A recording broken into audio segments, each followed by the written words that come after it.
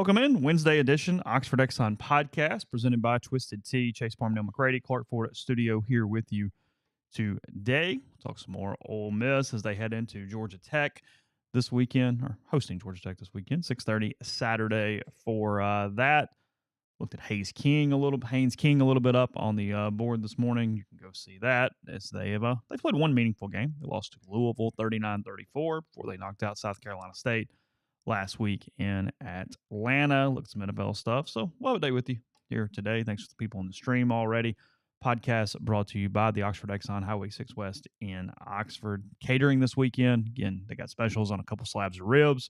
They've got tons of side items, desserts, vegetables, pulled pork by the pound. Take care of your tailgate this week. That's an awesome way to do it as well. Tons of different options there with Blue Sky and the Oxford Exxon. You call ahead. They'll have it packed up, ready to go for you. Also, you know about the beer cave. You can go in, get your alcoholic beverages for the weekend, whether you're tailgating or you're just watching football all day there in the comfort of your own home. Let them help you out there with Blue Sky and the Oxford Exxon. Again, coming to you from the Clark Ford Studio. We are Clark Ford's in Amory, Mississippi. 662-257-1900 is the number. Call it. Ask for Corey Clark. Tell Corey what Ford product you're looking for. He'll send you a quote within 15 minutes in business hours, right to the bottom line. There's no hassle. There's no haggle. You get your quote. The rest is up to you. You can shop that quote around. You can do what I've done. What I recommend that you do. Let's hop into a Clark Ford today. Corey wants to be your car guy. He wants to be your truck guy. I'll prove to you what that means when you make the call. 662-257-1900. Guest join on the Campbell Clinic hotline. The Campbell Clinic is in Oxford now, 2608 South Lamar Boulevard, Suite 102. Just across the street from the cottages at Hooper Hollow, the Campbell Clinic provides full-service orthopedic care, everything from sports medicine to foot and ankle surgery to spine and total joint care to pediatric orthopedics, physical therapy, and more. To book an appointment, go to campbellclinicoxford.com or call 901-759-3111. Walk-ins always welcome at the Campbell Clinic, Monday through Friday, 7:30 a.m. to 4 p.m. So, really not a ton of Ole Miss news as they head into the week. Everybody keeps asking about Harris. As we have discussed many, many times, Lincoln is not big on injury reports, giving the general or the minutia of what is going on with any of his players from an injury standpoint. Harris has had a left leg. By the way, I'm Team Brian Kelly on this. What's that? With so much emphasis now on betting and sports betting and all of that, we're pro sports. Mm-hmm. Well, in pro sports, they put out an injury report. Okay? They put out an injury report in pro sports. 100%. I'm Team Brian Kelly here. I think because of how much money is out there and how much potential influence is out there, I think you should absolutely take the nefarious secret part of it out and go, hey, this guy's out, this guy's doubtful, this guy's people can do the HIPAA thing. That really doesn't hold up under scrutiny. HIPAA is only with a doctor. It has nothing. They misuse HIPAA and FERPA so often just to say it because nobody ever challenges them on it that it just it's FERPA is more complicated, but HIPAA has no bearing whatsoever. If I did it, and I've always wanted to kind of do it. I've wanted to not challenge. That's not the right word, but have a conversation when Kiffin goes, "We're pro sports," to point out, well, you're not. I mean, but it would come across as me being such an ass that it would probably cost us 1,000 subscribers because people love him. And I get it. You should. He's done a great job. But I think he's wrong on this, and I think Kelly's right. I think they should absolutely put injury stuff out. This is not a media take, by the way. I don't care. Whatever. He's either going to play or he's not, right? And he wasn't at practice. He's not playing. But we do this thing, and from a betting standpoint, what it does is it opens you up for, like, people inside Vegas to pay off people inside your building for inside information. Well, that happens 100%. It's 100% happens. Yes, that 100% happens. You can absolutely bet there are at least 2 people inside the Ole Miss building who are receiving money from gambling-type people for inside information. No question.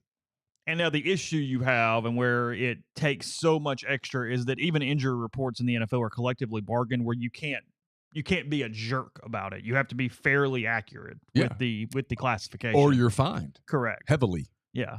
And yeah, how that works at the college level is not. It's the problem. Doable. It's why I wrote about it in 10 Thoughts. I'll probably write about it again and again and again. It's the pushback that maybe there's other people, I just don't hear them do it when they go, well, college sports are like pro sports. I'm like, except for the fact that they're nothing like pro sports. Well, the players get paid. Yeah, okay, but it's like renegade. There's no pro sports are very structured. Mm-hmm. College sports lack all structure. It's why the NCAA pushed back on the Mac Brown thing yesterday. And I was like, you're right. I've been saying this all along. They're right. Oh, what'd they say? Well, they're like, you asked for this. Yeah. You basically all signed off on this, and now we're enforcing it, and you're losing your mind, and you're accusing us of all these things, and we're just doing what you told us to do. You're part of the NCAA. They're right. I mean, I hate the NCAA, the entity in Indianapolis, because I think they're like full of you know what. But again, you grant the second transfer. Oh, what's to stop you from granting the third transfer? Okay, well, he's got mental health. His grandmother's sick. You know how many grandmothers are sick? I mean, people get sick as they get older. The NCAA issue is they still, in their determination to ban second transfers, left this huge, weird loophole with no clear evidence. That's the problem. Right. But that was negotiated. Yeah, but, well, okay, but now we're getting into the minutia of the but. Right, like, of course. And you knew that would happen. I'm of the opinion that you have to do it hardcore. It's either you can't transfer a second time without sitting a year, or they're unlimited transfers. We have no rules. Either one, I'm fine with it. I don't understand some of the random rules. Basketball players can leave after 1 year, but if you play baseball, you have to stay 3. Why? Make that make sense. There's so many weird things. What ends up the funny part of it, and the interesting part, and again, it's not like we go chase every injury thing. And as Neal said, he's either going to play or he's not. He's going to play it if it's Alabama, or he's not going to play. It is what it is. But in general, when you are this locked down as Lane is, you're allowing the vacuum to be filled. And of people course. To try to find out anything they can find, and it runs rampant and wild, and maybe they don't care, but that's what happens. Well, and because you and I have talked about this before, it's interesting. There are people, and I'm not pointing fingers at anyone in particular. I'm not even talking about the Ole Miss beat. Just in general, there are people in our field, whatever that means anymore, who will not say the words, I don't know. That, in their words, emasculates them. In their minds, I think. Emasculates them a little bit. It takes away their following, their authority. Well, if you don't know, maybe you're not connected anymore. Well, no one's super connected at Ole Miss to this football staff. Nobody. And so I'll tell you, I mean, I have information. I don't know if it's accurate. I've heard it fairly consistently from people who are typically accurate. Do I have it where I could, quote, report, hey, Harris is out X weeks? No, I don't. I don't have that. Why? Because I don't know why I do this to myself, but in my world, probably because where I just grew up, the whole deal in journalism, could I pass this past an editor? The answer is no.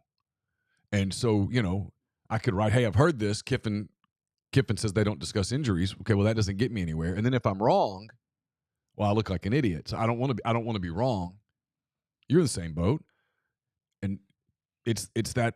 And it's where the message boards create so much middle ground, because you do have the ability to go, hey, look, and you're couching it in so many different ways, and you're wanting to make sure everybody who reads it understands this real narrow lane you're trying to explain. You're doing that. You know what I mean? Yeah. And it's like, yeah, it just gets complicated. The one thing I feel certain about is that Trey Harris has told people, have multiple people telling me this from Sure. Trey Harris specifically, that he has a grade 2 MCL injury.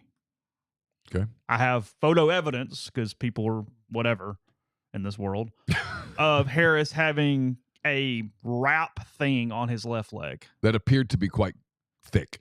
I've heard it referenced as a, quote, cast, but that feels too strong. But whatever this is It was very thick and a thing on his left leg.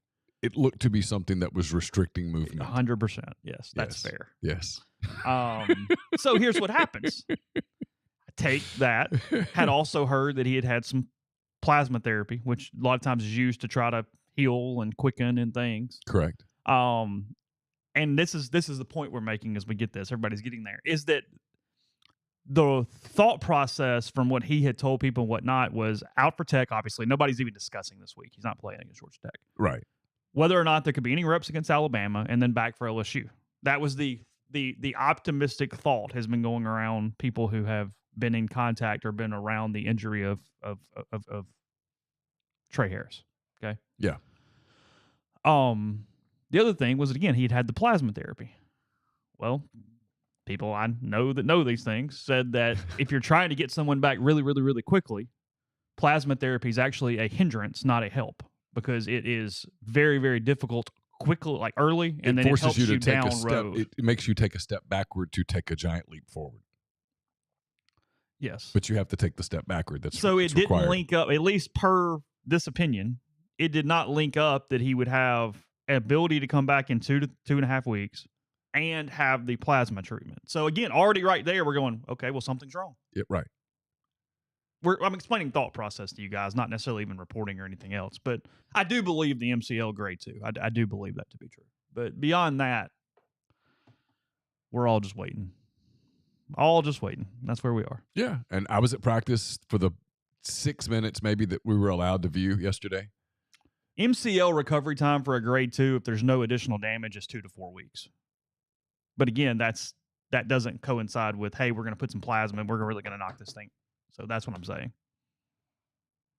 And then you have to ask, has he had a procedure? And if he's had a procedure. And I feel like that's almost a guarantee, yes. So how long does it take to heal from that?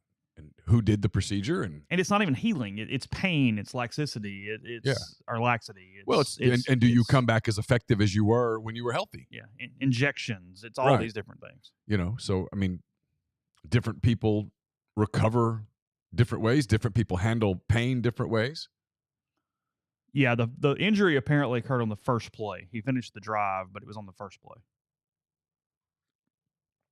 Okay. He was hit on the first play and then came out after the third play, and that was it. So he only played that first series. Yeah. Caught the touchdown, and that was the last time he was on the field all day. He was already hurt before the touchdown. Correct. Gotcha. Yes. Apparently that is the case. Again. Adrenaline gets you for a little ways. Yeah, you're in and whatever. And then you come out and you think you just got something. Okay, I got hit, and then it starts swelling, and it gets stiff, and you realize. Like I said, by early second quarter, he didn't even have his helmet. It was all hey. So at practice yesterday, and all we saw was the part where the offense is kind of going against air at half speed. Okay, Franklin was out there. Zachary Franklin, wearing a black no-contact jersey. I didn't see him taking any reps. Now, he was standing there. Did he take 300 reps later in practice? Could have. I wasn't there. Did he take none? It's possible. I don't know. I wasn't there. I did not see Caden Prieskorn. Doesn't mean that he wasn't down on the field waiting for them to get there because they were warming up inside the Manning Center and then going outside to practice. We did not have any access to the outside practice. Did he practice the whole time outside? Maybe. I don't know. Anyone who wrote a practice report off yesterday made stuff up. Other than they really stretched their hamstrings. Really got stretched. And it was nice and cool inside the Manning Center before they went outside. Was it? It was quite cold. In fact. Oh, it was cold? I was chilly. Really? Yes. Just take a sweater? I did not. Pull over? I probably will the next time. Really? A little bit. Okay. That's fine. The question was, did he look improved? He looked exactly like he did last week. He Zachary Franklin? Yeah, he stood. Judkins was in black yesterday. Judkins was in black, but he was taking reps. I think he's fine. Yeah. He got a little banged up in some way on Saturday. It did not appear to be prohibitive at all. Something hurt. I've heard ribs, but I don't know that to be the case. Someone may have been referring to getting some ribs, like at the Oxford Exxon. I don't know. And the black jersey probably was indicating of, hey, get anywhere near him and we will hurt you. So yeah, hey, reminder, he's in black. Don't thud him. Yes. He was taking reps. Franklin was not taking reps. But again, this was against air at about half speed. It wasn't even full go. I mean, if I were writing a practice report, the highlight of it would have been Michael Trigg made a nice catch. Did he? He kind of had to jump up to catch a pass. He caught it? He did appear to catch the ball. He's very athletic. Nobody was guarding him at the time. But he's very athletic. He is athletic. In a sport full of athletes, he is athletic, yes. Prieskorn? Yeah, I did not see him. You did not see pre-scoring? Again, as I was So what does that mean, Neal? It just means that in those 6-7 minutes, he was not there. That's what it means. Literally, that's it.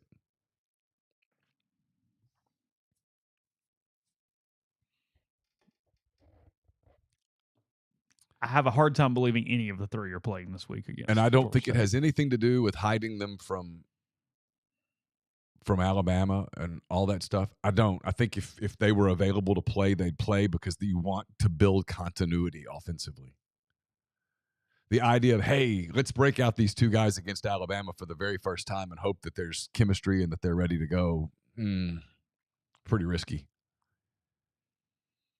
If they could play, I think he would want them to play some. Yeah, get some reps. You want reps. You want to get the stuff out of the air. Are you taking Tech to cover on Saturday with this sandwich game and the injuries? And it just I'm kind of inclined to take Tech to cover. Tech scored 34 points against Louisville, so it tells me they're going to get 20 against Ole Miss. Is Ole Miss going to score 40 points? They could. I don't know. I think the line's about right. It's 19.5 is what we're going with. It's about right. It's somewhere between a 17 and a 21-point game. Yeah, the game is in no way in danger, and yet that's a lot of points. Yeah, it's a lot of points. I mean, that's like the Texas A&M line with ULM, 33 points. That's a lot of points. Is that what it was? Yeah, so if ULM scores 14 points, you got to score 47 to push it. That's a lot of points. Georgia Tech is without their second best wide receiver on Saturday, Chase Lane. He transferred from Texas A&M with Haynes King to Georgia Tech. He had some injury, I don't know, but he is not playing for the Jackets on Saturday. I actually did not realize Haynes King had never played against Ole Miss. We've been around him so long that I was like, oh, really? I haven't actually seen him play. Yeah, he didn't play last year. No, it was Calzada and then Wegman. Yeah. The 2 years. Yeah. And then they didn't play in 20 because of everybody was dead. Yeah, mass issues that were going around. There was so much pestilence. Kellen Mond was injured, so they couldn't play the game. So much pestilence. How's Kellen? Did Kellen survive that? He lived through it? Kellen was fine anyway. They ducked the game. Oh, he lived? Apparently, yes. Okay. They ducked the game. Man. I mean, A&M got good at that. Didn't play the bowl game. Just, it's good. We're not going to. This will shock you, by the way. There's a study out that all the mask wearing meant you inhaled way too much carbon dioxide. Carbon dioxide? Yeah, did damage. Shocking. I was stunned to read that. Let's see. Come back, talk a little more college football. I was trying to think if there's anything more about Georgia Tech, but really there's not. They are what they are. Kelly Quinlan is supposed to be sending me 5 questions for me to answer, and I'll send 5 questions back if I can think of them. You don't have 5 for Tech? I mean, I'll come up with them, but no, not really. To me, there's just not a lot of drama here. Ole Miss is going to win the game. Alabama's going to beat USF. I have more interest in the Alabama game, actually, because I want to see what they do with their quarterback situation. You think it's possible they don't play Milroe the whole game? I think it's possible. And now at the same time, if he is your quarterback, you got to get him in there and get reps and go. Yeah. I mean, if they play Milroe the whole game against USF, I will assume that he will make the start against Ole Miss. Yeah, I agree with that. So, I mean, I'm actually. They have to tip their hand one way or the other on Saturday. This will probably upset some people in the stream. Maybe not. I don't know. I think people understand me by now. I'm more interested in the Alabama game Saturday because of that. Yeah. The Ole Miss game. There aren't a lot of answers coming from Saturday for Ole Miss. To me, the Ole Miss game is not particularly interesting. I mean, obviously, they want to continue to improve on defense. They want to do some things to build some confidence defensively. But offensively, it feels like with the guys out that the emphasis is going to be on, you want to establish the running game a little bit. You got to get that established. And it sounds like Lane's going to try to. But I have a hard time believing that Lane's going to say, hey, I want to put up a 70 spot on Brent Key at the expense of, no, I don't think that either. So, you get your win. This is the get in, get out game. A little bit, Yeah. I mean, every coach has these throughout the year. And they'll admit them in private is, hey, this is just about a win. We're not using any emotional energy here. We're not doing anything. We're not getting them up. Not doing nothing. That's not what this is. Yeah, I mean, I've told this. I mean, it was 2007, I think. Tuberville told some of us on the field prior to an Ole Miss Auburn game that was what was going on. He goes, I'm just trying to get out of here. Like, I got somebody next week, and it was like 17-3 final or something. And it was just this sleepy Auburn went over a bad Ole Miss team, and they moved on with their day. It is not possible to get a team to play at peak emotional level 12 times. No. Not happening. So you pick something out and hope for the best. Yeah. And you hope to survive the one where the guys are just kind of going there. Yeah. So, and I don't think they're to that point. No, not at all. But still early. It's a Power 5 game. It's not Mercer. No, the one that has a chance to be the sleepwalk game for Ole Miss is Vandy here. I mean, just they would have just come off the Auburn game and all of that stuff, and come back to play a Vandy team that probably will be like 2 and whatever. And it is what it is. You're like, hey, these guys can beat you. And they're like, no, they can't. Let's just play. And that ends up being super sloppy. And everybody's like, what's this mean? It just means they're human and they weren't motivated. They'll be fine for A&M next week. And they'll get up next week. Yeah. Yeah. So, and deep down, the coaches will be like, man, this is awesome because we get to have a film. We can yell at them a little. We get to have a film day. Yeah. You ready to elevate your college football game day experience? Check out Twisted Tea, your go-to game day beverage for college football fans. Twisted Tea is unlike any hard beverage you've had before. It's made with real brewed tea and packs flavorful punch with 5% alcohol, no carbonation, delivering the perfect balance of taste and refreshment that goes down smooth for every game day occasion. No need to settle for the usual. Twisted Tea turns up any occasion, especially when you're cheering for your favorite team, whether you're tailgating in the stadium parking lot, watching at a bar, or hosting friends at home. Twisted Tea is there to elevate your experiences. It perfectly complements your love for college football and your passion for creating unforgettable moments. Let's toast to unforgettable game day experiences. Twisted Tea, the drink that feels fun and celebrates your love for college football. Keep it twisted. Are you ready for the ultimate college experience? Welcome to College Town, Oxford, your new home away from home. They know you want the best. That's exactly what they offer. No more long commutes or missing out on campus events at Ole Miss. College Town, Oxford is next door to the Ole Miss campus. They offer spacious 2, 3, 4, and 5 bedroom cottages, each with individual leases because they believe in flexibility and simplicity. Their incredible amenities will make you feel like you're living in a resort, whether it's a weekend binge watch session or hosting the best game day parties. You'll do it in comfort and style, cheering on the Rebels with your friends. The community is designed to give you the perfect blend of comfort and convenience. So don't break up the gang. Grab your friends, pick out your favorite floor plan, and reserve it today at collegetownoxford.com. Text their VIP list today. Become the first to know when their leasing for fall 2024 is open. That number is 662-300-3733. Would you like some peace of mind knowing that your roof is taken care of? Whether you need an inspection, a new roof, or maintenance program, Riverland Roofing has you covered. Home or business. As a GAF Master Elite contractor, they can offer warranties that last a lifetime. Licensed and insured, Riverland services Mississippi and its surrounding states. So text or call Riverland today at 662-644-4297. We're brought to you by Southern Traditions Farm. It's a 68-acre, 32-stall upscale equestrian training and boarding facility in Canton, Mississippi. They've got 2 sand rings, a grass ring, miles of wooded trails. So much offered there. It's also a great venue for events, corporate outings. So get in touch with them on Facebook or Instagram at Southern Traditions Farm. Are you a displaced corporate executive? Are you wanting to put your career in your own hands? Or are you an experienced entrepreneur looking to diversify? Either way, Andy Ludicky can help you.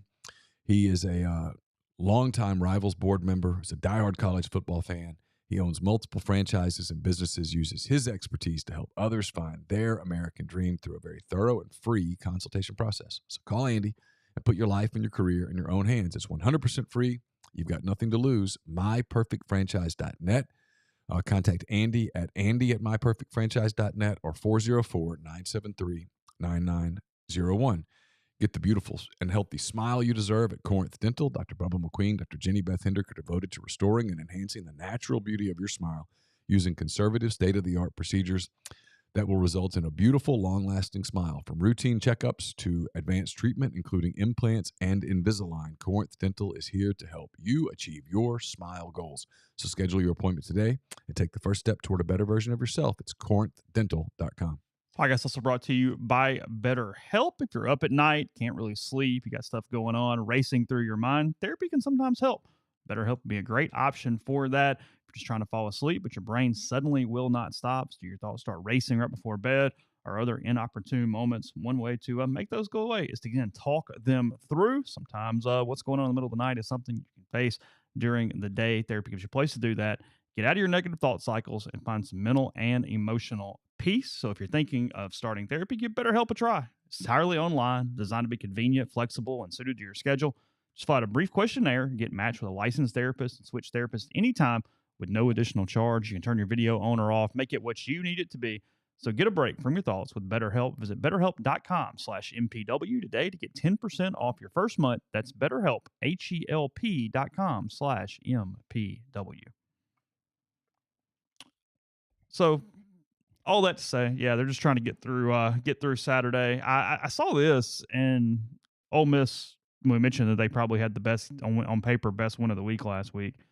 But I noticed from our buddy Pat 40 this morning, scrolling around a little bit. Okay. He's not even like the top 10 most annoying anymore. You know, we probably wouldn't have said that in like 2016 or 17, but Pat's fine comparatively to some others that get on my nerves. Pat is fine. He can't hold a candle to like Dennis Dodd or somebody. Come on. Like, I'm not even sure Dennis can hold a candle. Well, okay. But you know what I mean? Yes. I would rather go on like a 2-day car ride with Pat than like have a dinner with Dennis Dodd, I think. Yes. Pretty sure. Almost we can talk horse racing or something. We'll be all right. We'll figure it out. Insert your jokes, but so anyway, what I was noticing here is, and we talked about yesterday, the SEC being bad. It's fairly remarkable.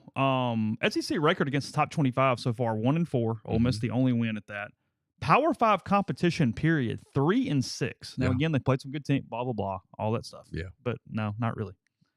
As Andy Kennedy once said, "You are what the numbers say you are." That's one of his top 3 or 4 quotes. He's not wrong. You are what the numbers say you are. It's not as good as if money the numbers can't buy happiness, but broke don't buy shit. But if the numbers say you're 50 pounds overweight, you're 50 pounds overweight. If RPI's on the bubble, by God, you're on the bubble. If the bank account shows that you're in the negative, you're in the negative. You can't wish that away. No, it is what it is.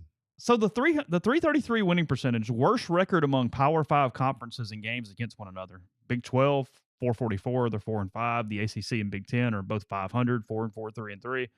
And then the Pac-12 that doesn't exist anymore is actually 6-3, even after losing to Mississippi State and Auburn over the weekend. Yeah. But here's the deal. All 6 of the losses have come by double digits. So they're not just losing, they're getting popped in a lot of situations here. What does that do down line? You know, the SEC always gets the benefit of the doubt when it comes to playoff berths and all that kind of stuff. And they deserve it. They've won every damn national title. Yeah, it is sure, what it is. Of course. But there's no real ability. And again, this is September. Maybe somebody's better than we think or whatever. We've only played 2 weeks. At the moment, there's only one game against non-conference top 25 opponents left for the SEC. And it's Missouri hosting 15 Kansas State this week. That's it. Oh. As far as on the schedule. Yeah. Now, he missed one. I guess that's taking out a couple of the late games because you got Florida State. Obviously, that is a top 25 Clemson, game. South Carolina later. But whatever. Point stands. Yeah. I don't think Florida's going to save the SEC's honor there on that weekend. No. I think they might be annihilated more likely, but nonetheless. If the sample, what I'm getting at is if the non-conference sample size is already set, even when somebody goes crazy through the league, they've lost the benefit of the doubt, right? Yeah, it's is this harmful to like a Georgia or somebody with a loss into that college football playoff? Is it harmful to because like if Ole Miss finishes 10-2 from a ranking standpoint, they're just going to be ranked high enough to go to the Sugar Bowl. So whatever, it doesn't really matter. Yeah, this really only impacts anybody college football playoff and keeping. To me, it's a year later situation. Keeping perception up going into next year. For the 12. You don't want to lose kind of the mighty perception heading into where you need all that benefit of the doubt next season for that 12-team playoff. So here's where it's interesting. Let's say that LSU runs the table. Just for kicks, okay? Or Alabama. Pick your team. Whichever one you want. LSU or Alabama runs the table. I'll even include Ole Miss in this for a minute. Let's say Ole Miss goes 11-1. No, but they'd lose to Georgia twice. They don't count. Either Alabama or LSU runs the table and beats Georgia. Okay? I think where this gets interesting is from a conference ranking standpoint. Is that enough to hold out a Pac-12 team, a Big Ten team, an ACC team, when those conferences have better power ratings? The win over Georgia, though, gets you in, unless Georgia falls off the table, because you've got this computer metric win. Yeah. Just because that is what it is. But I'd question who got knocked out.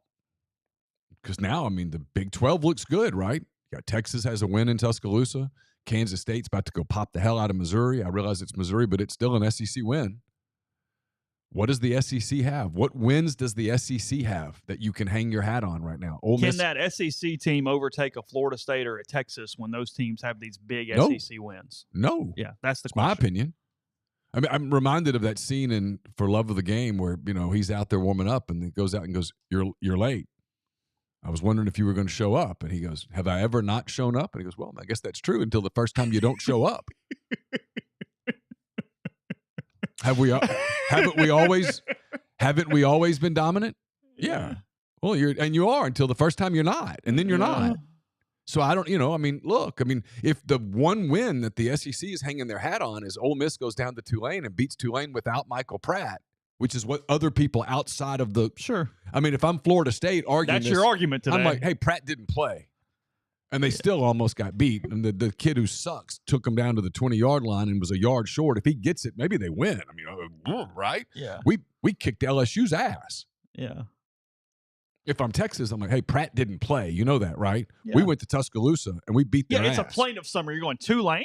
Really? Right. We're banking on Tulane? Right. That's our sure. I just look at it and go, I don't know. Grind makes the point. Yeah, I agree. Blue bloods can get in on their own merit, but the way the world works in college football, it's the purple bloods and the non-blue bloods that need the perception of the league. But it's only four spots. You got to figure if whoever wins the Big Ten, Michigan, Ohio State, they're getting a spot. Right now, the Pac-12 is a strong league. If you're a 12-1 Pac-12 champ, you're probably getting in. Yeah, I think it's not even necessarily about this year. It's if the same thing happened next year, it would be the number one story to talk about. Is going, hey, is that 10-2, 9-3 SEC team going to get the same cachet that it normally gets to finish 11th or 12th and get into the damn thing? Oh, it's why. That's the question. Look.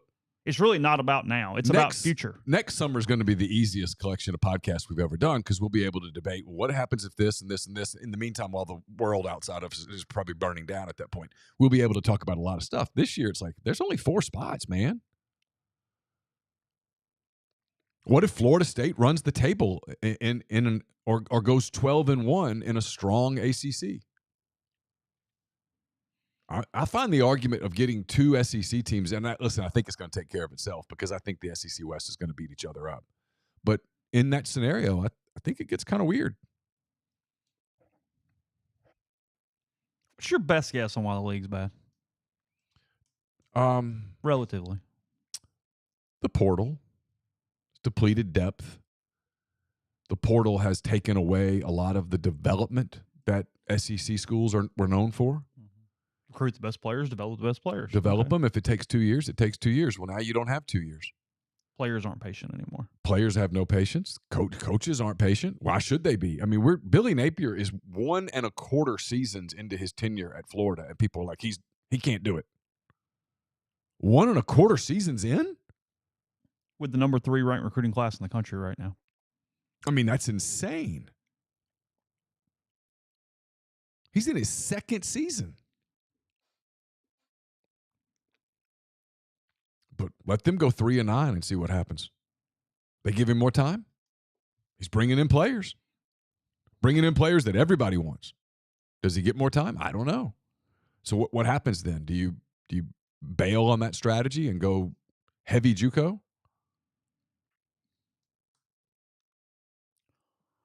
Ooh. Comment in the stream, quarterback play. They just have worse quarterbacks play than other conferences. Yeah, I mean, it could be. They have worse quarterback play than the pack overall right now. I mean, who in the SEC right now would you call a good quarterback? That was my point, is that, again, yes, no, whatever. Right. Today, the argument is there that Jackson Dart's the best quarterback in the SEC West. Sure. The argument. Oh, I mean, Connor Wegman's got an upside, blah, blah, blah. Okay, Jaden Daniels had a hell of a year last year. Sure. But the point is, I don't know that would you call any quarterback in the SEC right now? That's my point. So arguably the best quarterback in the West is a guy who we're not really talking about, hey, he's going pro at the end of the year. Right. I was going to say, is there any quarterback in the SEC, the entire league, that you look at today and go, he's elite? I don't think so. I mean, a lot of people are like, is this the end of the Saban era? Is Alabama, have they lost their swagger? I'm like, is it possible they just don't have a quarterback? I mean, is it that simple? What is that simple? And yes, and they're not as dynamic as wide receiver.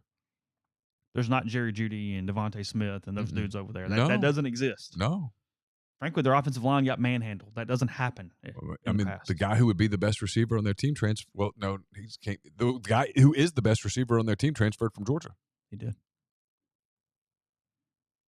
Yeah. A lot of reasons. I mean, just kind of things are cyclical.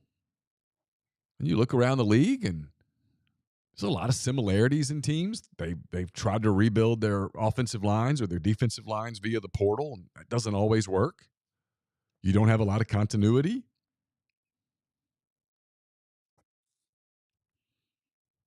Stuff. The sport has changed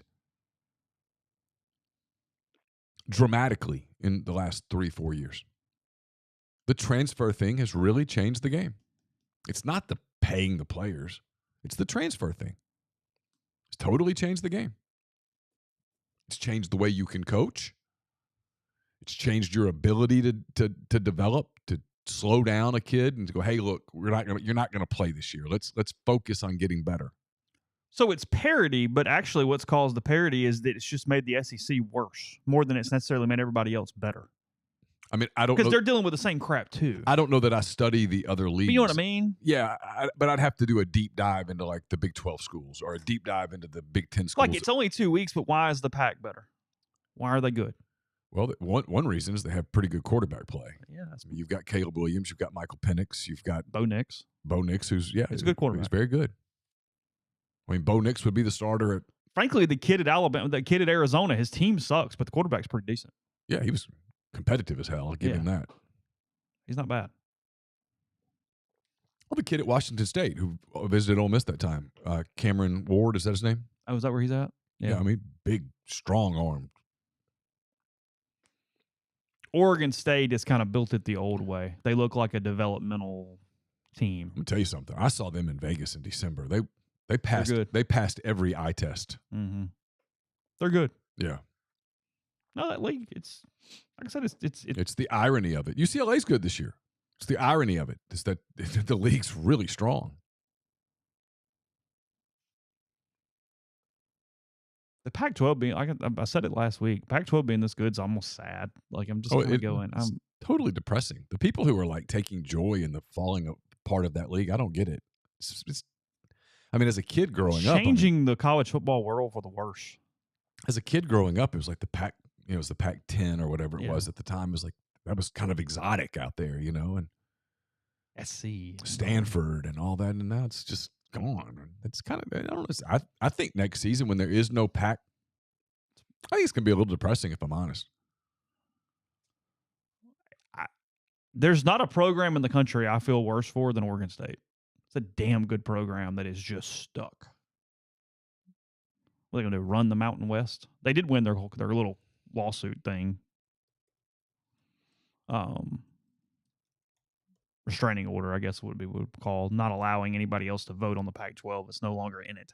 Yeah. So they have the rights to whatever that looks like or doesn't look like moving forward at this point. So anyway. All right, little NFL after the break. Before we do that, I'll tell you about Prime Shrimp. PrimeShrimp.com. 7 different flavors available for you. Everything from the New Orleans style barbecue in the signature to their full meals in a bag, the garlic herb butter, the French Quarter Alfredo, and more. You can take care of dinner tonight. A lot of stuff going on. Kids are busy. Let Prime Shrimp help you. They deliver straight to your door. Throw in the freezer. Fewer than 10 minutes. Freezer to plate with restaurant quality shrimp. They also offer their 2-pound bags of individually frozen shrimp. to take care of you. So again, that is code RG. Buy 5 pouches or more, get 25% off. Code RG with primeshrimp.com. Brought to you by Service Specialist Staffing and Recruiting Agency. They sponsor Neal's Picks. Those will be up tomorrow. They cover, they've been connecting great job opportunities to candidates since 1967. If you're on the job hunt, they can help you. If you're looking to hire quality, hard-to-find talent, they can help you as well. It's always free for the candidate, and it's free for the company until you hire a candidate that they send. So you've really got nothing to lose. Give Will, Sydney, or Kelsey a call at 662-832-5138 or check out their new and improved website, servicespecialistltd.com. Oxford's newest Greek restaurant on the square is the perfect place to host your company dinner, festive party event. If you're already thinking about Christmas parties, think about OPA. Fabulous food, great craft libations. They can accommodate up to 200 guests. For catering or booking information, contact Jeannie, 601-421-7147. The same holds true for Rafters Music and Food. Big facility. If you are looking to host a big Christmas party or something like that, get in touch with them. Again, 601-421-7147. We're brought to you by John Edwards, Regency Travel Incorporated in Memphis. Get in touch with John if you're thinking about, a fall vacation, Christmas vacation, thinking about something next summer already. Just give him some parameters, give him a budget, and he's going to give you options that you probably can't find on your own. And no, you don't have to live in or near Memphis to take advantage of his services. 901-494-3387 or jedwards@regencytravel.net. And we're brought to you by our friends at Pinnacle. Martin Palomo and I recorded A Mind on My Money yesterday. That's up where you get your podcast. Pinnacle is based in Jackson, Mississippi. They've got clients in more than 20 states. They've got advisors in multiple states. They provide detailed, specialized investment management, financial planning, retirement planning for individuals and businesses, and much, much more. Get in touch with them at mypinwealth.com. That's MYPINN wealth.com. And we're brought to you by Game Changer Patches, the only 2-patch system available in the market to stop hangovers before they start. The warm-up patch used before or while you drink, the overtime patch used after you've been drinking to recover while you sleep. The all-natural ingredients will keep you in the game, ready for your next play. Go to GameChangerPatch.com, promo code RebelGrove20 at checkout for 20% off your purchase. Podcast is brought to you by G&M Pharmacy, 662-236-2222. They deliver locally in the Oxford area, and they offer medicine to take care of you. Get your prescriptions filled the same time every single month. One delivery of everything you need when you need it with G&M or Tyson Drugs in Holly Springs. And then to transfer your medications, that is easy as well. You make one phone call, they take care of the rest. You get what you need when you need it with G&M again and Tyson Drugs. That's 662-236-2222. Podcast also brought to you by the Ole Miss Athletics Foundation. Men's and women's basketball tickets on sale. Just $50 per season ticket for women's basketball. You can get both those at OleMissTix.com. Also, the Ole Miss Athletics Foundation is doing their Pledge Per Win and Pledge Per Touchdown campaigns for football. That's GiveToAthletics.com to sign up today. Let's see, just quick here as I move into the NFL stuff, but I forgot to mention yesterday, the Ole Miss men's and women's golf teams have set records in the last 4 days. Men's golf team finished second in the Knoxville Collegiate, one shot behind Tennessee, but they shot 18 under on the final day of the tournament. That is a program record for one day. And then the women's golf team yesterday, they won the Cougar Classic, College Charleston hosting that. They shot 36 under as a team for the 2 days to take that. LSU finished second, I think 5 shots back. So and that was, again, a program record for a total score for the women's program. So just kind of forgot that. Did you see this on ESPN about the death of the long pass? Something that we talk about with Ole Miss a good bit. They throw it short, obviously, a lot. And we go, hey, there's not that deep threat. There's not this thing. And I get that it matters, but it's not the NFL, it actually is what this is geared toward. But story on ESPN.com, death of the long pass, or vertical plays trending toward extinction, is the article here. And the lead that they use to highlight it is coming from the Super Bowl last year. They're blanketing things down the field. Patrick Mahomes playing quarterback, and I'll read it here. It says, as Gardner Johnson tried to bait Mahomes into throwing the deep ball, the quarterback instead found Travis Kelce underneath. He connected with a tight end on a pass that Next Gen Stats calculated as a 90% completion probability the second it left Mahomes' hand. The play went down as a 22-yard reception, but Mahomes' pass traveled just under 14 air yards, while Kelce picked up the remaining 8 yards after making the grab. It was Mahomes' longest completion of Super Bowl, whatever it was, 57. Despite possessing an arm capable of launching a football 70 yards, he attempted just 4 passes of at least 15 air yards and completed 3 of them in the Super Bowl victory. 3 seasons earlier, he had attempted twice as many of those passes in another Super Bowl appearance for the Chiefs. And it's an entire story about why and what is going on and how it is, how it's happened. I'm assuming it's about protecting quarterbacks and also about just the elite athletic nature of some of the defensive ends and edge rushers. Yeah, there's a lot. There's a lot here. So all that is part of it. Essentially, it says that the aerial attack mirrors a league-wide trend that last season saw the fewest number of deep balls attempted, defined as traveling at least 15 air yards, since 2006. There were 3,416 attempts of at least 15 yards downfield during the 2022 regular season, the fewest in any season since 2006. But when they did throw them, completion percentage was 45%, the second highest percentage in a season since 2006. So they've become more efficient when they do see it and they get it. The trend continued through the first week of the 2023 regular season. Both air yards per attempt and number of passes attempted were lower than even the 22 averages, still going down as this thing moves through. So what gives why?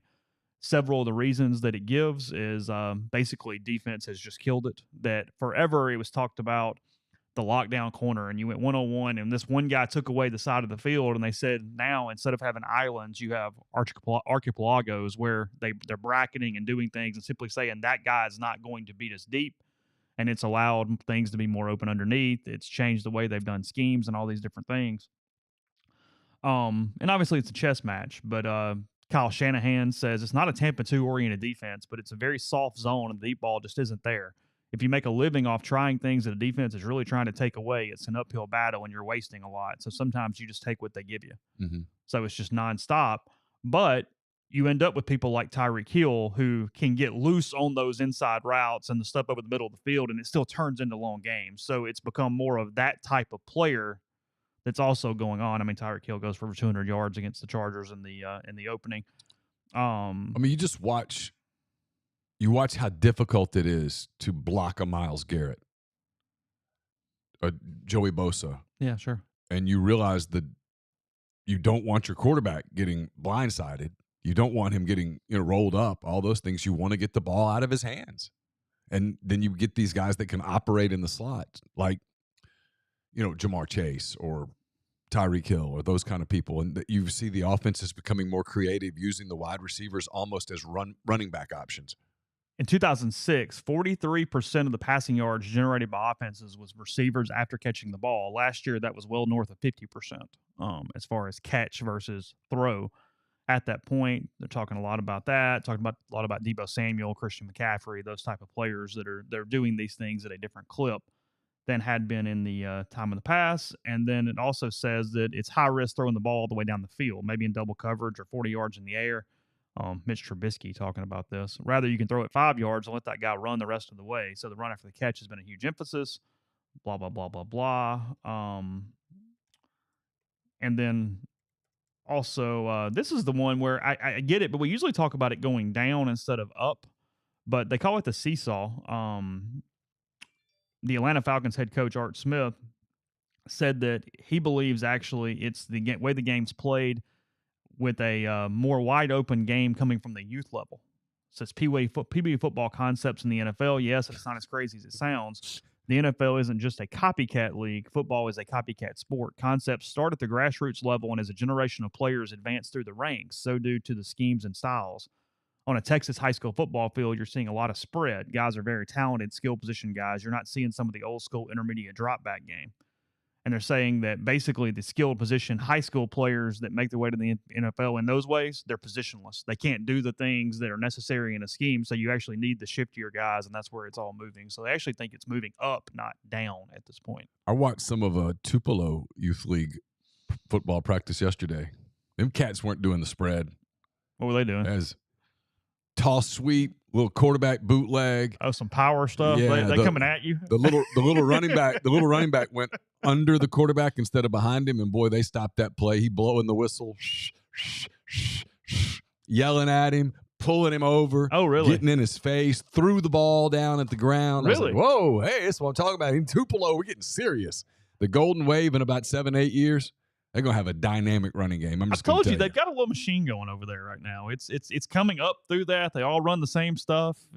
These cats were serious out there. Some serious football. Their middle school teams are hell. Well, these guys were like 4th, 5th graders, probably. There were some serious cats out there bringing the quarterback to the ground. And no thud going on out there in Tupelo, I'll tell you that. Battle. We're going to find out who's tough. They play Oxford and Varsity Friday night. Yeah, it's not. Never mind. Okay. Good luck to the Chargers. Yes. You're going to need it.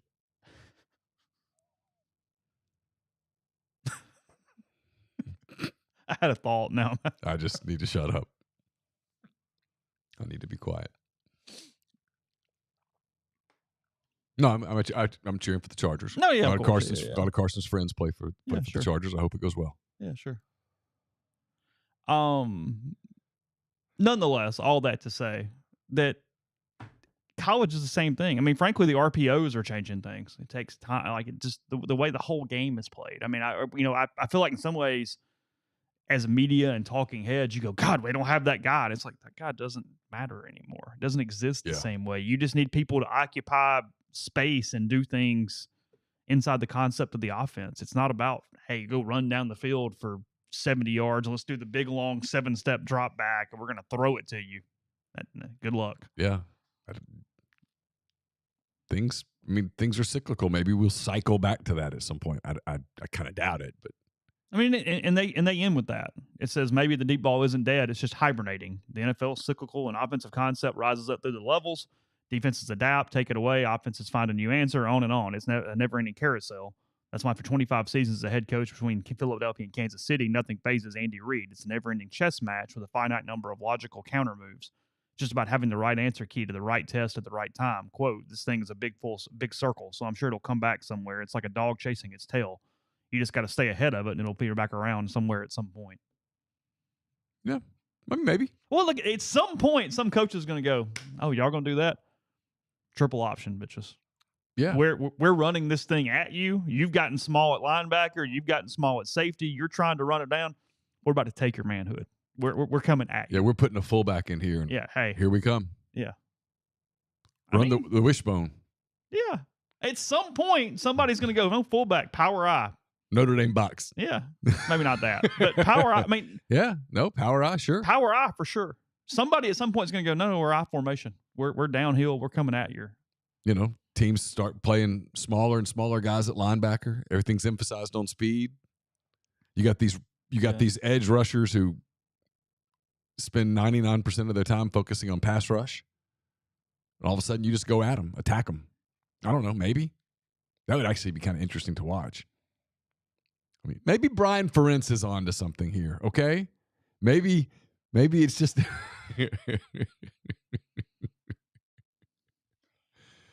I'm pissed you think Phil Parker just stays day to day. Like, just day to day. Thinking his weekly press conference, it's... Yeah. Oh, I think he has to bite his tongue. I'm getting paid a lot of money. I'm getting paid a lot of money. Getting paid a lot of money. And if this doesn't work out, somebody else will pay me a lot of money. He's probably fine. He could get a gig tomorrow wherever he would like it. I think you and I talked about this. The thing about them is that they are truly wasting 2 years of elite defense. They're really good on defense. Really good on defense. Like, if you put that defense in one of the SEC West teams, they'd win the division.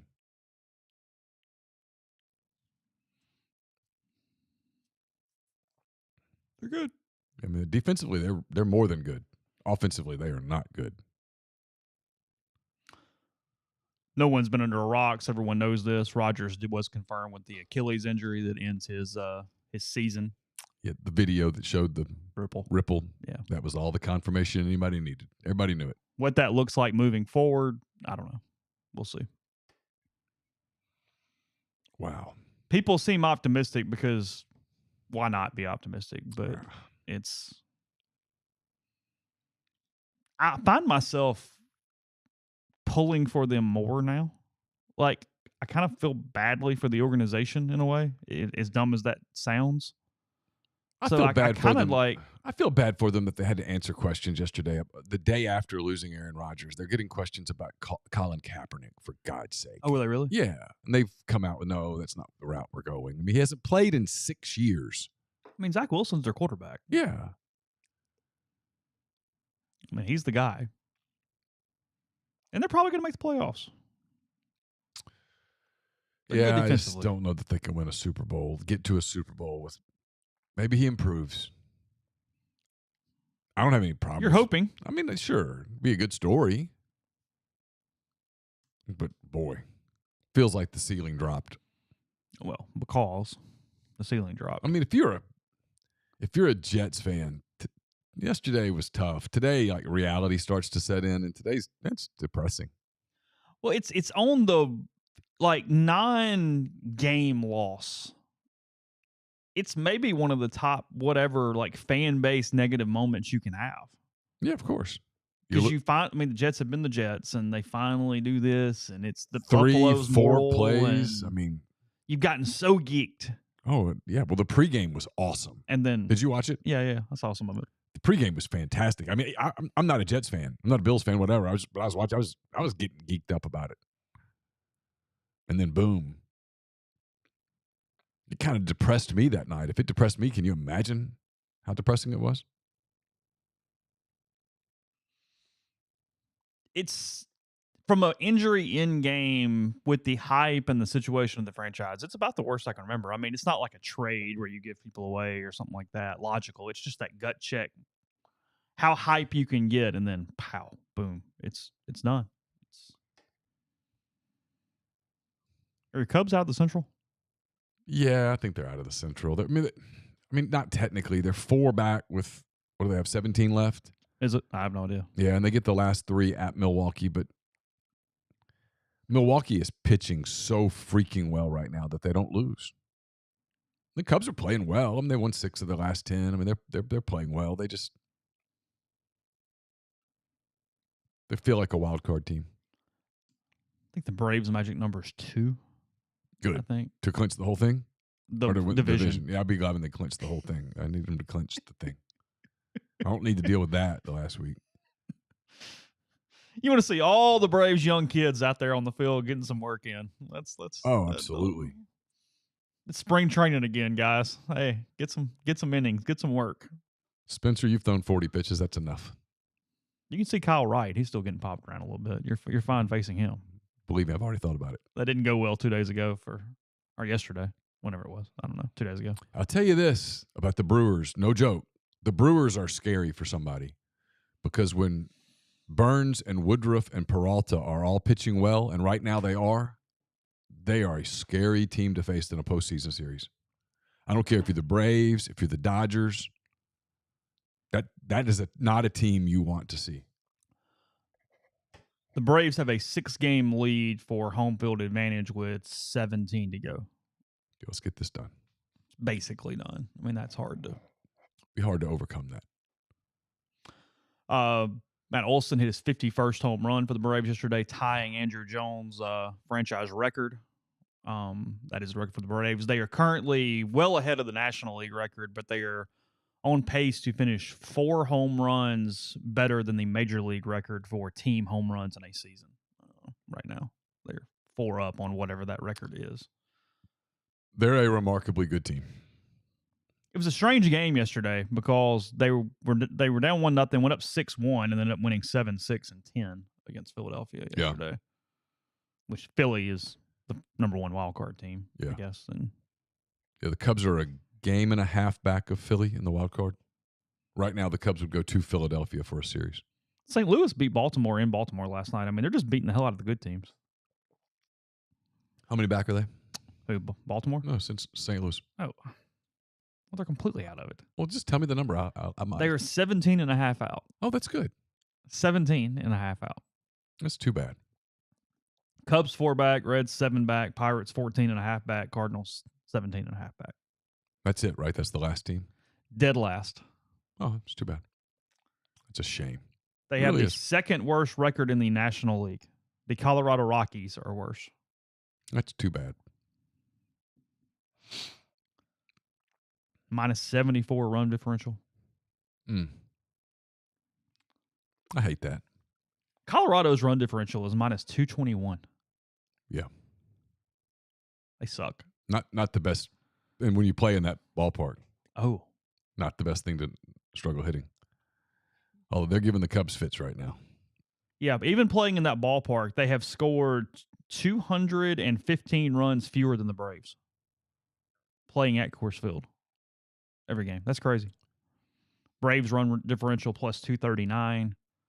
Dodgers plus 178. Cubs plus 97. Yeah, the Braves Dodgers series, if we get it, is fascinating. Just don't count out Milwaukee's pitching, the Phillies hitting. Baseball's a short series. That's 7 games in baseball. It's not like 7 games in basketball. It's a different deal. Get weird fast on you. It can get weird quick. As was all over the internet, the new kid up for the Cubs, his mother played. Did you see the 2 catches? No. Yesterday. You owe it to yourself to go find them. No joke. How woolly are we over here right now? Well, I don't know that he can hit. At all? Well, I mean, he looked overmatched last night at the plate. But in the field, he made 2 elite center field plays where you're like, whoa.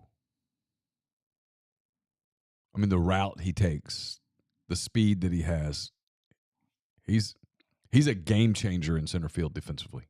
No question. I mean, he might be the best defensive center fielder in the game today. He made 2 catches yesterday, including one that I'm not sure anybody else in the game makes. Made one in right center where he just kind of comes out of nowhere sliding to get the ball. It's unbelievable. You're woolly.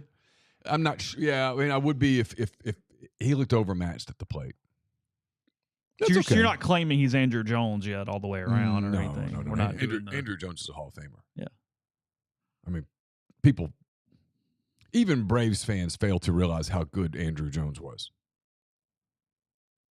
He doesn't get the credit because he fell off so fast. But Andrew Jones at his peak. He's a dude. I mean, Ken Griffey Jr. was better, and that's about it. Oh. Yeah. And he was in the same ballpark with Griffey. And I'm Griffey. That's Griffey. I'm a Griffey guy. Yeah, you kind of grew up at the right time for that to be Yeah, I mean, he was special. He was special. God. When he came up as the kid and all that stuff, God. It was amazing. Jeff Lebby apologized on Monday after his father-in-law disgraced former Baylor coach Art Briles was seen on the field with Lebby after they went over SMU on Saturday night. The quote from Lebby, just want everybody to understand my father-in-law, his presence on the field after the game the other day is something that created a distraction, and I do apologize for that. Said in a prepared statement at the start of his weekly media session, that was not the intent at all. The intent was just to celebrate with my family. And then the question that I had, I think, got answered here too. The situation called Oklahoma Athletic Director Joe Castiglione and Coach Brett Venables off guard. Castiglione said in a statement on Sunday night, it should not have happened based off boundaries that had been set. But he didn't have a field pass. He came down on the field, I think, without Jeff realizing he was coming down on the field. Sure. And once he's down on the field, what are you going to do? Yeah, you're put into an unwinnable situation at that point. That's the father of his wife. It's the grandfather of his children. Whatever. He read the statement. If you read the statement, I know that you don't mean it. And so I'm cool with it. Whatever. Our field. The stadium was 2/3 empty. If you read, if you can't just talk about it, you got to look at the thing. I feel really strongly about this. I'm going to read it to you. My actions on Saturday were inconsistent with my belief, but yeah. I created a distraction, and for that, I'm very apologetic to anyone who was offended by said distraction. Question. Thank you. Question. I'll now take questions about football. Yes. So Dylan Gabriel, guys. You want to ask me about Dylan? Go for it. Oh. You want to ask me about that? I'm going to refer back to the statement. Yeah, correct. All right, tailgating on Saturday, Georgia Tech and Ole Miss. John Steele Creamery, johnsteelcreamery.com. Get your tailgate packages for the season, including this week. You can order right there on the website. You can pick up at Chicory Market to specify the game you're ordering for. If you'd like to pick up on Friday or Saturday, they're also taking a limited number of grazing tables for football season, so you can fill out the inquiry form under our services on their website. Again, they feed 10, 20, or 40, depending on what you need. They have great specialty trays. They've got their desserts, the fruit trays. We've got the cheesecake dip. It's a favorite, the crudités, and much more. So take advantage of all that with Johnson Hill Creamery. That's johnsonhillcreamery.com. They're on their website. Again, johnsonhillcreamery.com. College Corner is in Oxford. If you're coming up this weekend for the Georgia Tech game, make the College Corner a part of your weekend. It's right in the Oxford Commons, right off of Sisk Avenue. More than 4,000 square feet of the best Rebel gear. Plenty of parking available. Their staff's going to have you in and out and ready for the Grove in no time. You can also check out their 2 locations in Jackson, and you can check them out on the web at collegecornerstore.com. A-Stock is a Nashville-based online retail company with the mission to provide customers the power to name their price. All items start at just $1. That's right. Every item's $1, no matter what the retail value may be. You can shop at astock.bid. That's ASTOCK.bid. They have multiple locations in Nashville, Memphis, and some in Indiana, and more coming soon that offer local pickups, so don't miss out. We're brought to you by Comer Heating and Air, Southern Air Conditioning and Heating, different names, same great products and services. If you live in Oxford, Tupelo, Batesville, the surrounding area, call Comer, 662-801-1777. Or you can call, if you're in Hernando, Memphis, that area, you can call Southern, 662-429-4429. Are you retiring soon? How long should you wait to take Social Security? What accounts should you pull from first? These are just some of the questions that can only be answered with a personalized retirement income plan. Andrew Seago with Seago Wealth Management specializes in helping folks just like you come up with their retirement game plan. Whether you meet at his house in Collierville, or his office in Collierville, I should say, or prefer Zoom from anywhere, schedule a free discovery meeting and see what they can do for you. It's rebelsretire.com, rebelsretire.com. Do you hate losing games? Do you hate losing players? Do you hate paying for your insurance? If you said yes to those questions, Davey Ferris can help. He's partnered with the Grove Collective. He's donating 20% of all commissions, 10% of all renewals on both personal and commercial insurance policies. Davey can service customers in all 50 states. He's dedicated to making sure Ole Miss athletics succeeds in this era of college sports. Just contact Davey at 214-715-7247 or via email at dfarris, that's DFARRIS, at hillcoinsurance.com. Podcast also brought to you by Northeast Spark, NESPRC, service people across rural communities. 2 packages, the Ignite, the 100 Mbps, or the Blaze, the 1 gig that powers the Clark Ford studio. Your hometown team bringing you world-class broadband. That's nespark.com, 662-238-3159. Phone service, parental controls, network security, a wireless mesh extender for those who need the extra help. Again, that's 662-238-3159. Yeah, I've been this way since he was basically hired. I'm out on Venables. I just don't think it ever works to a level that Oklahoma is happy with. I don't. It does not feel right to me. I don't know enough about. I mean, I don't either. Their just deal. A gut, but yeah, we don't talk about them really. Even, you know what I mean? They're sort of a non-entity in the sport right now. When's their game? To not be a bad team, but yeah, no, apparently they're good. They're good. When do they play Texas? A couple of weeks. Texas. I'll be curious to see that one. October 7th. Okay. Yeah. So the week after LSU, Ole Miss, Arkansas week. Yeah. All right. I want to see that game. That's the one you're interested in? Yeah. I mean, I'm interested in that, sure. I mean, that'd be a big test. Texas looked really good against Alabama. Also, when we were going over the schedules for Ole Miss and LSU that week as far as TV, on Twitter, Matt Smith points out that there is an 8:15 SEC window on ESPN that night. Central? That is correct. Oh, my God. What day is that? That is the LSU Ole Miss weekend, the 29th. ESPN has a September 30th, 5 o'clock, 8:15 doubleheader window. Wow. So Ole Miss LSU could be 8:15 p.m.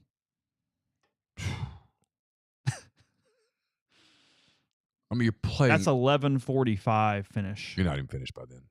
You're finished at midnight. College games are not. They're not over in 3.5 hours. Not a TV game. Yeah, that's a 9:15 Eastern kick. Again, taking his word for it, but that's. I'm old man yelling at cloud on this one. I know that's what fans say they want. They haven't played an 8 since Alabama that year. Have they had an 8 since then? If they have, I don't remember. Yeah, they played LSU in Baton Rouge at 8. Did they? Mm-hmm. The night you drove back? Yep. Okay. That was 8. It was an 8 o'clock kick, if I recall correctly. Okay. The problem with those games is just, I mean, that's a dangerous environment late. Again, you're not thinking about fans. No, it becomes a tired, sleepy, drunk atmosphere all the way around. But yeah, I did not know that. So as we were going through those games, just be aware that that's what's up at that point. Mentioned the Major League Baseball. The quick thing on that, the AL West is actually where you should draw your attention if you're curious about some pennant races. Astros and Rangers and Mariners all 1.5 games away from each other, and they all three could actually make the playoffs. Yeah. So got that. The AL wild card is pretty screwed up. A lot of teams still available in that. The Blue Jays currently would be out at 80 and 65 right now. They would be the team that would not make it. And then, as Neal is very aware what the NL wildcard situation is at this point. Former Brewers general manager David Stearns has been hired as the new president of the Mets. Godspeed to you. Yeah, good luck. Good luck. I mean, it is what it is. Good luck there. There's pressure on him now to figure out a way to get Shohei with the payroll that they have. Oh, really? Oh, yeah, for sure. Yeah, their ownership's kind of nutty. Is that... I think if you were to poll the rest of Major League Baseball, the owners and general managers and presidents and whatnot, the team that would come out as the villain would be the Mets. The villain. Running everything. Just what they're doing with everything. Yeah. Just make it simple. Payrolls and everything where it's, you know, there's pressure on other teams to spend like that, and the spending is completely out of hand. It's why it's fun watching them fail. There's nothing fun about the average person watching the Mets and going, "Oh yeah, I really want the Mets to do well." No, them failing was fun this year. I mean, a total disaster. Yeah, I actually think everyone, when you really get down to thinking about it, would prefer an 11 a.m. over an 8:15. Like if you really think about it, I think the 11 is the winner. Maybe not everyone. That's way too hyperbolic, but I mean, 8. This isn't even, I'm not even making this about media. 8:15 is just dangerous. It just is. I mean, that is people out in the Grove drinking pretty excessively all day, getting into a stadium. If it's CBS, is that what you said? ESPN. ESPN. So ESPN games are going to take at least 3.5 hours. So we'll use your time. 11:45 when the game ends. That is a lot of people spilling out onto the roads. 12:15 to 12:45. Trying to get out of Oxford, which was not obviously built for 80,000 people trying to leave at the same time. That's not a criticism. It's just the way it is. That is a lot of drunk people on Highway 6, on Highway 7 at 12:30, 12:45. That's not a lot of, and even if you're not drunk, there's a lot of tired people. Like you and me. We're doing a post-game show at 12:45, and neither one of us are. We're not built for that. But neither one of us are ever up at 12:45, no. And so get prepared for it. It's very hard to do in a day. You can't. Right. It's jet lag in a way. There's nothing you can do. I mean, we're exhausted. I just think 8:15 is really late to kick off a game. And then last thing here, these things are piling up at this point. And this is not a shock, but the Iowa defensive tackle was ruled ineligible at the NCAA. His appeal yesterday, he was involved in some gambling stuff and some different things. Again, it has no direct comparison to Brandon Murray or Cisse or anything like that. But I guess my point in this is that I haven't seen where the NCAA has cleared anyone in a brief here in the last few weeks. They're not letting anybody in. No, they appear to be ruling with the pissed off iron fist. Yeah, right this now. is the one thing, by God, we have, and we are using it. Yeah. Y'all said you wanted rules. Okay. I mean, we're soup Nazi in this thing right now. A little bit. It's by God, no. Peace. Yeah. Out. Yeah. Like it's. And now look, Ferentz didn't even really fight this. This was not one that was going to get won, but it's interesting. He'd previously admitted to wagering on an event involving a Hawkeyes team in another sport, but hasn't been charged in the Iowa State investigation into the illegal betting by athletes at both schools. So he's admitted to it, but he's not involved in that probe at this point. It's the compliance nightmare for everybody. Everybody's got these apps on their phones, and in a lot of these states, it's legal.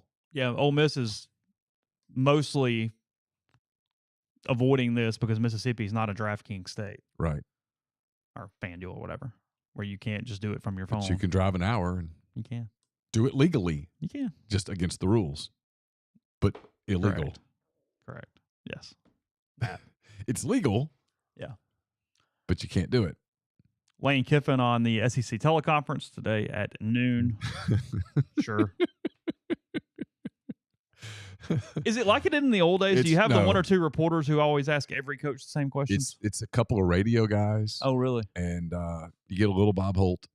Bob's still around? He's still doing it. But it doesn't seem to have the same juice that it once had. It was actually a thing for a really long time. It was a thing that you had to do for a long time. Not so much. Well, when I was like doing SEC stuff in Mobile ages ago, that's how you get it. I leaned on it. Yeah. So Kiffin 12, his last appearance prior to Saturday. Again, Ole Miss, Georgia Tech, 6:30 from Vaught Hemingway Stadium. So rebelgrove.com. In the meantime, we'll talk to Jeffrey. We'll go over picks tomorrow. Take care, and we'll talk to you then.